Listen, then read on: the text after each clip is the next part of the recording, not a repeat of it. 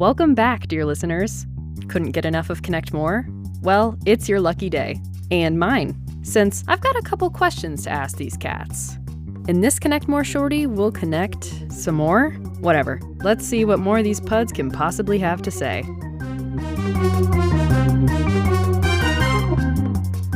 Hey, yo, welcome to a Connect More shorty. I'm Eric. There's John. Yo. That's Brian. Hello. And that's Jason. Welcome, everyone. In these bonus episodes, we take a question from our producer about anything. And this is basically the first time we've heard the question, so there's no prep. All right, Madam Producer, what's your inquiry? What's the weirdest thing you've seen in someone's house or cubicle? Yeah, so this is a toughie, right? We got to grind our gears here a little bit, put some thought into this. But one thing came to my mind right away. A couple years ago, some friends of ours bought a nice, beautiful house on the Mississippi River, and they had a housewarming. And so Tanya and I wanted to get a nice housewarming gift, and we found one of those, the signs that people have in their kitchens and stuff. Like, what do they say, Jason? Love, laugh, It's live. a wine o'clock somewhere, like one of those things. Or So we had found one, and we were very proud of ourselves to get this. It was about maybe 5x3 kind of deal, and we snuck it in, and we put it in their bathroom, and they didn't even see it till the next day.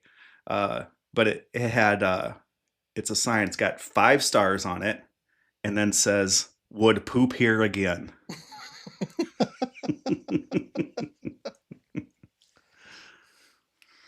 So it wasn't necessarily something you found in someone's house. It's something you left in someone's house. Yeah, the sign, not poop. Well, you didn't have to add that part. You could have just left that to the imagination. This is really not a podcast for poop jokes. You'll need to take those elsewhere. We should go back at it a few other episodes then. Oops. I'm kidding. This is a fully scatological podcast. I'll jump in. I'll go back to childhood, and my maternal grandmother had, as a lot of people did in this era. Now, she was, born in the 30s, so Depression era person, and just sort of like, she was a very simple person, right? And she had, as was the custom, this it was a so God, it's harder to describe than I thought it would be. So it was a figurine of a dog, and the figurine had sort of almost like fur on the covering. It wasn't porcelain, it was like made out of plastic or wood, but the head of the dog was detached from the body of the dog, and it was there on a hinge.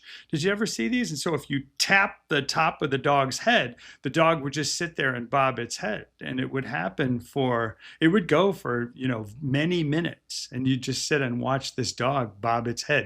It was the craziest. I mean, of course, when I was 5, it was hilarious. I just thought it was, something from like another era, right? From 100 years ago. Did you ever see, she also had the glass flamingo, and it would have liquid in both ends, and it would bob into the cup. Did you ever see those? So I just thought all that stuff was hilarious that my grandma collected. She also collected salt and pepper shakers. I'm sure you had that, Grandma. So after my grandmother passed, we were cleaning things out. We ran into, in the closet, I don't know how many, dozens of vials of holy water. She's a very good, devout Catholic woman, but I don't know why or whatever. I don't know, in, Victor, Iowa, there was a vampire problem, but she had a lot of vials of my grandparents had the little holy water little dippers at each bedroom door in their upstairs. No kidding. Mm-hmm. Wow. Now begs the question, Jocko, what did you do with all those vials of holy water? All the Catholics in the audience want to know. I honestly, I don't remember. Oh boy, what we did with them. Uh-oh.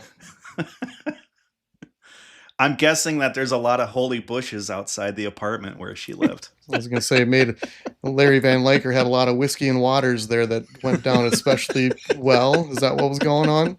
That was not actually going on. Oh, okay. I did think of one actually. And this is probably not something that was so much that it was unusual, but we all had that friend where you go over to their house and you had to go to the bathroom and they'd say, "Oh, it's downstairs," and you go down there and it's a toilet with just like a shower curtain around it in their basement. Sure, with the ring around it, yeah. And there'd be one for the toilet and one for the shower, and it was just an unfinished basement. Yeah, they had the toilet stub in there. I mean, I think that's for a lot of starter homes. I think that happens, right? I'm just saying it was a little bit like, ugh, whenever you saw that, Yeah. like, oh crap. Yeah. So here's the other place my head goes is like, did all of the older folks in your family, particularly in the 60s and the 70s, did they carpet the entire bathroom, including the toilet? Right? The toilet tank is carpeted, and there's carpet on the seat, and there's the same carpet on the floor. You guys don't remember this? You mean the lid of the tank had carpet on the it? lid, tank. Yeah. The seat. We didn't do the floor. But we did everything match. else. The floor No. the floor would be Yeah, the I rest. had I was in some carpeted bathrooms for sure. Yeah. Aaron's grandma had a carpeted bathroom. No, it's creepy as hell. Some of it was shag, and you're like, what if, how does this get cleaned? Especially around the toilet there. You got little boys. Good gravy. Yeah. What a mess. These are formative experiences. All right. I'm gonna give you mine. It's a good answer. I gave it some thought. I've been to Spain. Most importantly, I've been to Memphis. I've been to Graceland. I've been to the Jungle Room and a waterfall. Yeah, that's a good one. In a No, house. that's great. Right. Yeah. We ended on Elvis. Yeah. That's fantastic, Brian. Thank you for bringing us home, right?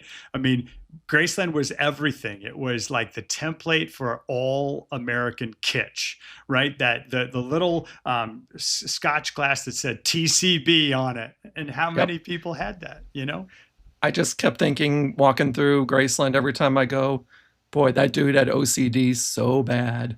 So bad. It had to be exactly what he wanted. Yes. But I also remember thinking it wasn't as big as I thought it would be. Oh, no. It's actually kind of a modest home. Yep. I'm ashamed to say I've never been, so that can be a special episode. Very special episode. Road trip to Graceland. Yes. Connect more on site, on location. Nope. I have a mother-in-law who was born in Memphis. It's humiliating like 6 different ways that I've never been to Graceland. We can harmonize to Heartbreak Hotel next to Elvis's grave.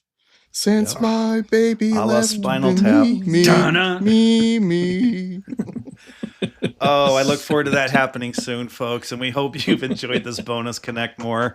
We hope to spark some thought in you when you walk down memory lane and you share those thoughts with whoever's around you, and they do the same so that we can all connect more.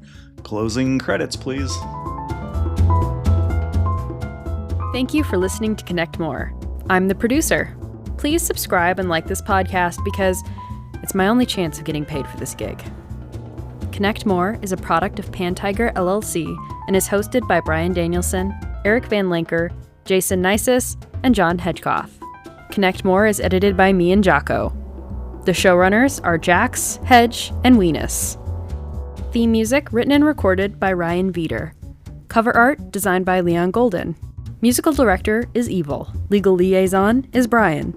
Lead writers are John and Eric. Runner-up writers are Jason and Captain Danielson. Publication coordinator is Jax. Special thanks to GVC, Aaron, Miss Roper, and Yoko. Don't forget to like and subscribe. Make sure to follow Connect More on Facebook, Instagram, and YouTube.